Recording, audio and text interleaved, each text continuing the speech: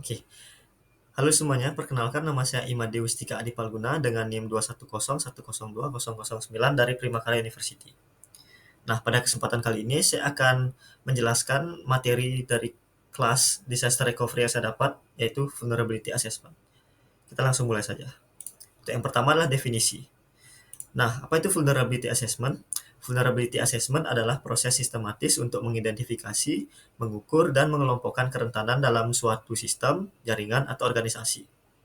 Nah, ada pula tujuan dari penilaian ini adalah untuk menemukan titik-titik lemah yang dapat dimanfaatkan oleh ancaman tersebut untuk merusak atau mengakses data sensitif, sehingga memungkinkan penerapan langkah-langkah mitigasi yang tepat untuk mengurangi risiko tersebut. Next. Nah, pentingnya vulnerability assessment. Vulnerability assessment itu sangat penting dalam kerangka disaster recovery ya, dikarenakan yang pertama itu adalah membantu mengidentifikasi kelemahan yang dapat menjadi pintu masuk dari ancaman tersebut. Kemudian yang kedua itu mengurangi kemungkinan dan dampak dari insiden keamanan. Kemudian yang terakhir itu meningkatkan kesiapsiagaan dan respon terhadap ancaman. Oke. Nah, kemudian di sini ada tujuan dari vulnerability assessment, ada 4 tujuan. Yang pertama itu mengidentifikasi kelemahan dalam sistem, menemukan titik-titik lemah dalam infrastruktur sistem yang dapat dieksploitasi oleh ancaman. Yang kedua adalah meningkatkan keamanan sistem, yaitu meningkatkan proteksi keseluruhan terhadap ancaman dan serangan dengan memperbaiki kerentanan yang ditemukan. Kemudian yang ketiga adalah menilai potensi risiko, yaitu mengevaluasi dampak dari dan kemungkinan dari berbagai ancaman terhadap sistem. Kemudian yang keempat adalah menyusun strategi mitigasi, yaitu merancang langkah-langkah pencegahan dan penanggulangan untuk mengurangi risiko yang diidentifikasikan. Oke. Next, di sini saya akan menjelaskan proses vulnerability assessment. Ada 6 proses dari vulnerability assessment. Ya, yang pertama adalah perencanaan atau planning.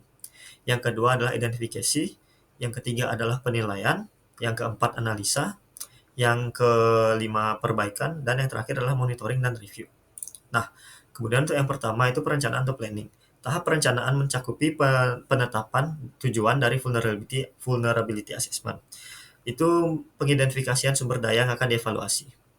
Ini melibatkan menentukan lingkup evaluasi, termasuk sistem, jaringan, aplikasi, dan infrastruktur yang akan diperiksa. Kemudian yang kedua adalah identifikasi. Langkah ini melibatkan pengumpulan informasi tentang sistem yang akan dievaluasi.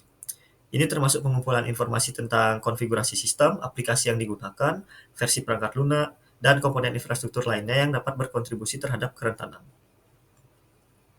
Kemudian yang ketiga adalah penilaian. Proses penilaian dilakukan untuk mengidentifikasi dan mengklasifikasikan kerentanan yang ada.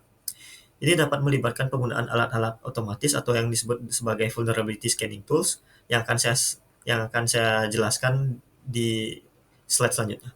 Untuk melakukan pemindaian atau scanning terhadap sistem guna mendeteksi kerentanan yang mungkin ada. Kemudian yang keempat itu adalah penganalisaan atau analisa.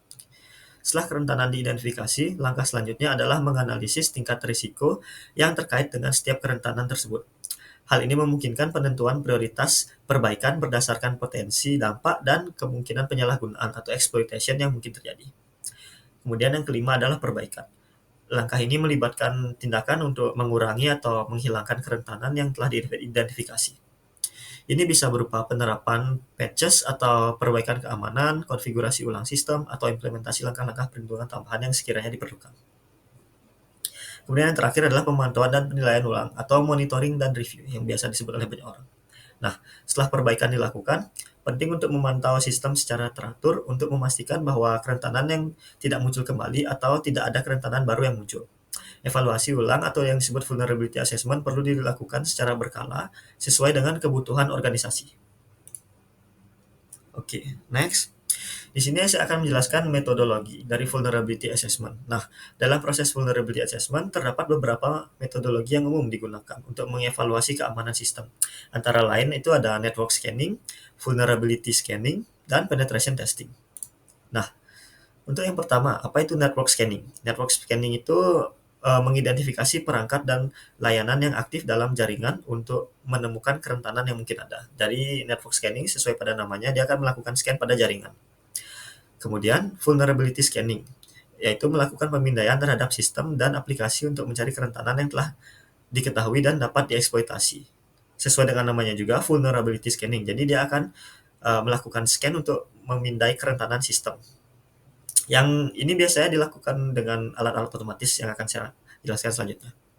Kemudian yang terakhir adalah penetration testing. Nah, penetration testing itu adalah simulasi serangan nyata untuk menguji keamanan sistem dengan mencoba mengeksploitasi kerentanan yang ada.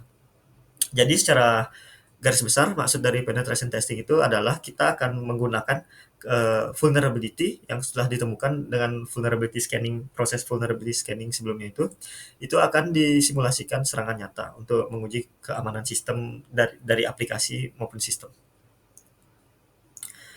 Metode-metode yang sudah saya jelaskan 3 tadi itu bisa digunakan secara berurutan atau bersama-sama tergantung pada kompleksitas dan kebutuhan dari sistem informasi yang telah dievaluasi.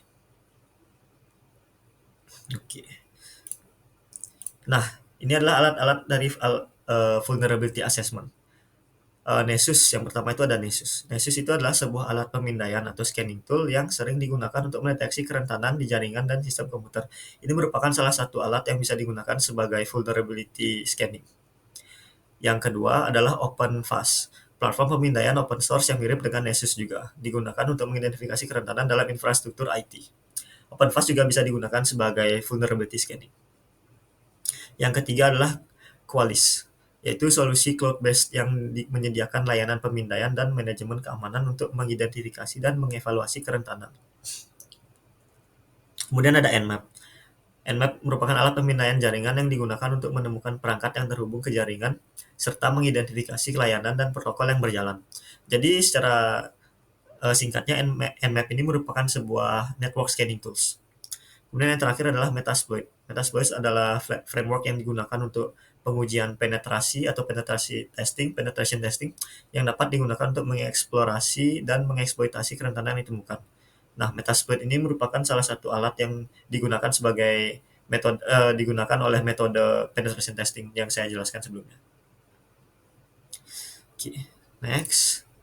Penerapan hasil vulnerability assessment. Ada 4 penerapan hasil vulnerability assessment, yaitu yang pertama adalah perencanaan tindakan perbaikan. Yang kedua itu implementasi patches dan perbaikan keamanan. Yang ketiga itu konfigurasi ulang dan penyesuaian sistem. Kemudian yang terakhir adalah pemantauan dan penilaian ulang. Nah, perencanaan tindakan perbaikan.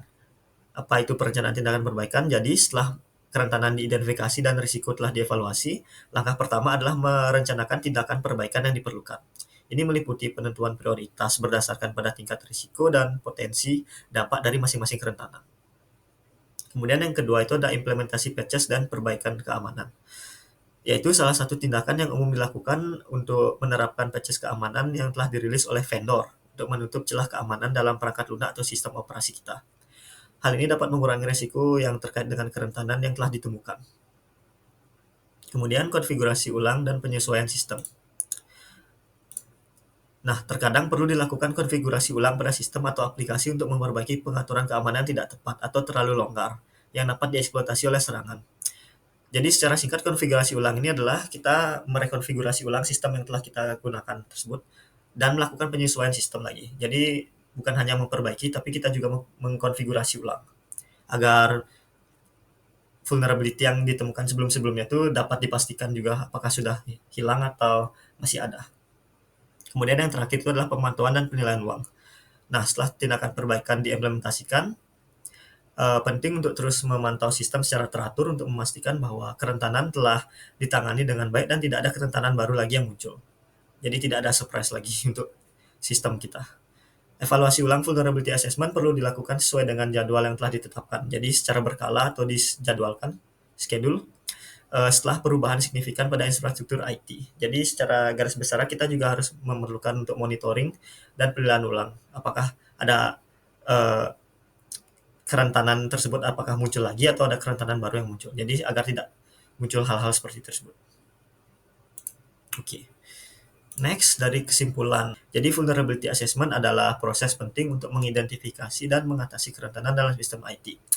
Tahapannya meliputi perencanaan atau planning untuk menetapkan tujuan. Kemudian ada identifikasi kerentanan, ada penilaian risiko untuk menentukan prioritas tindakan, ada analisa hasil untuk memahami implikasinya, perbaikan dengan menerapkan perbaikan keamanan seperti penerapan patches, dan monitoring serta evaluasi ulang untuk memastikan keamanan sistem terjaga dan responsif terhadap ancaman baru. Dengan melakukan ini secara teratur, organisasi dapat meningkatkan keamanan informasi mereka dan mengurangi risiko serangan yang mungkin terjadi terhadap organisasi mereka. Oke, jadi sekian dari presentasi yang bisa saya berikan. Saya mohon maaf bila ada kesalahan kata. Semoga materi yang saya berikan ini dapat membantu kalian untuk mengerti vulnerability assessment. Dan terima kasih telah mendengarkan. Saya Adi Palguna pamit undur diri.